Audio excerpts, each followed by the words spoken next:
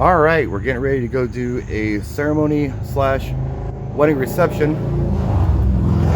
It's all going to be in the same building, so I don't have to have two setups. That was a call that was made last night, and it's because of cold weather. It might rain, as you can see. The clouds are kind of there, but yeah, it looks like we have everything. I've gone over and kind of checked everything mentally in my head.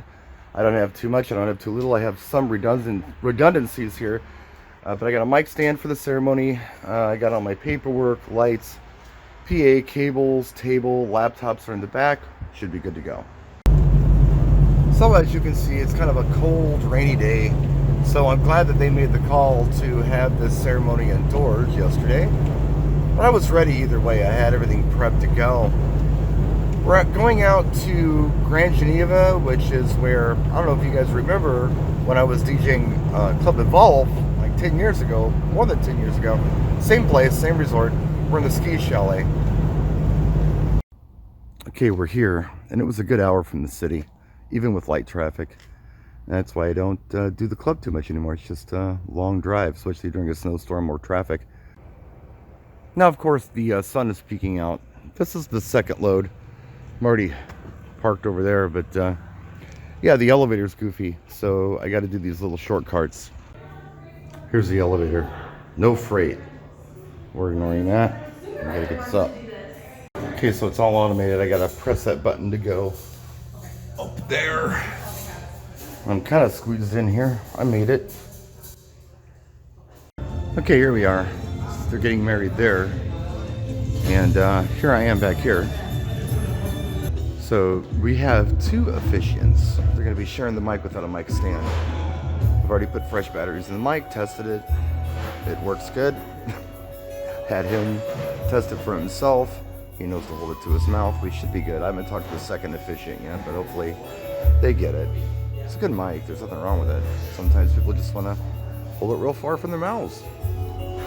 Their special day and being a part of our lives. As I look around the room, I see a lot of amazing people that each bring something unique to Brendan Rob's network of family and friends. All right, now they're just doing family pictures and stuff. I got some music on. I'm actually contracted to play here for cocktail, but cocktail's in a different room. So I'm playing for pictures and playing what they want to hear, which is a lot of Frank Sinatra. But yeah, the ceremony went just fine. It was interesting with the two officiants, but it went well. It was fun. It was entertaining, and it didn't last too long. And they had a tree planting ceremony, which was interesting, and I had to play a song for that. And usually when you play a song, the officiants stop talking, but in this case, they kept talking, so I had to play the music over it. I wasn't ready for that, but it worked out, I think, pretty well. So, yeah, anyway, we're just kind of gonna chill out until dinner time with these pictures, and then we'll jump back in and do what we gotta do. Now I do kind of do guerrilla lighting design, and initially I'm looking at this and I'm thinking, okay, we're gonna put a par here, a par under the table, and a par on the other side, along with right here in front of me, a par there and there. But the more I'm looking at this, let's see, what do we got? 1, 2, 3, 4, 5, we got 6 columns here with the, I don't know, whatever that is, chiffon on them. Maybe it'd be cool to just put the lights there. That would blow up this whole inside dance floor area. I think I like that better. I think that could look pretty coal, because look, the ceilings are like, might as well be black. The curtain behind me is black. I think that's what I'm going to do for lighting tonight. I always do this on the fly, and I think that would work out real well. Bryn had joined our facility operations department. She was stylish, beautiful, and talented. A no-nonsense, kick-ass, and take names kind of woman. Yeah, she is. They did things a little different. They made the switch last minute for the first dances. Instead of having their first dance first, they wanted to do the mother-son, then the father-daughter, and then the first dance. So completely backwards. But whatever, I don't care. It's their party. We did that, and then it was just kind of party time. Again, 85 people. There was a bar way off to the left of what you're looking at on the screen.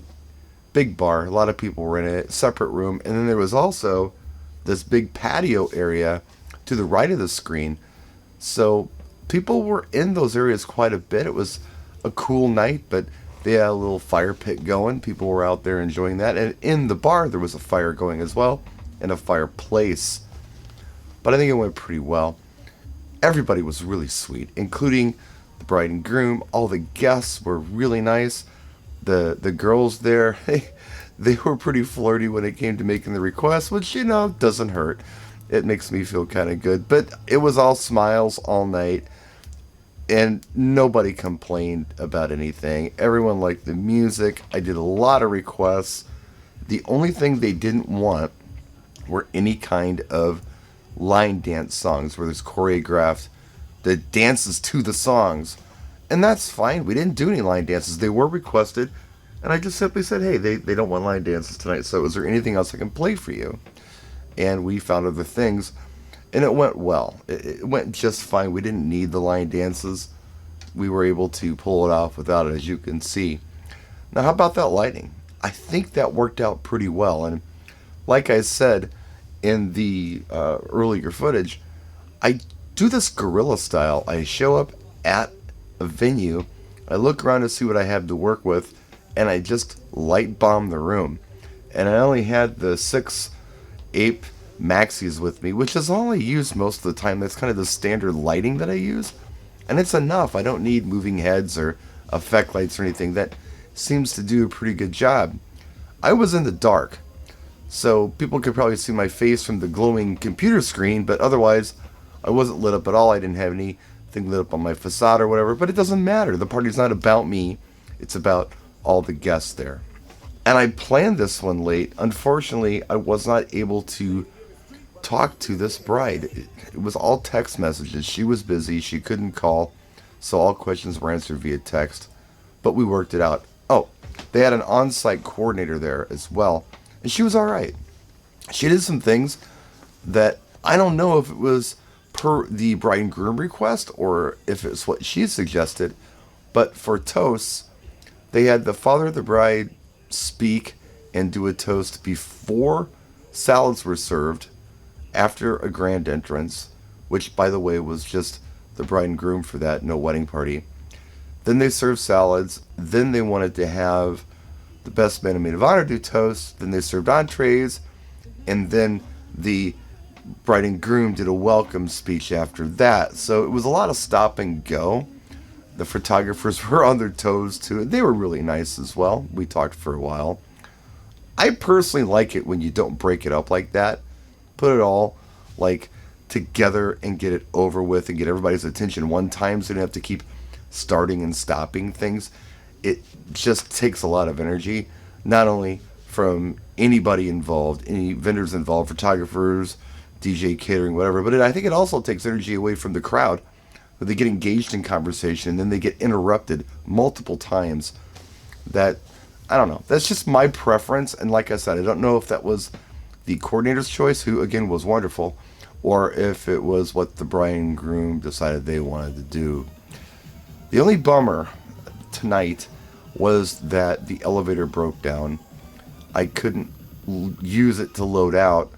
There was a loading dock with, I don't know, maybe 5 or 6 concrete wet steps that I had to go down and carry all my gear down, which was a lot easier than going all the way down the flight of stairs I would have had to have done if I had loaded up the front door. But yeah, that's something I need to make a note of. I don't think I need to be doing this particular venue anymore if there's a chance the elevator won't be working.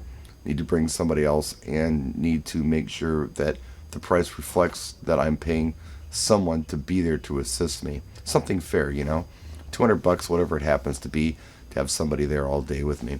But anyway, that's it. Gig log for this Friday. I have the weekend off. Hopefully it's nice. Hopefully I can get the car out if I'm not completely just toast. I don't think it's supposed to rain anymore.